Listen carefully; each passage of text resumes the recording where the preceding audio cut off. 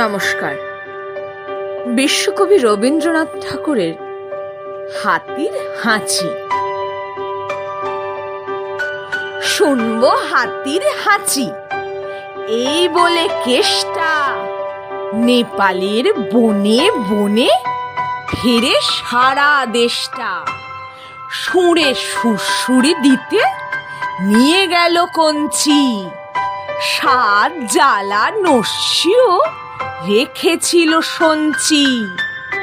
জল কাদা ভেঙে ভেঙে করেছিল চেষ্টা, হেঁচে 2000 হাঁচি মরে গেল শেষটা।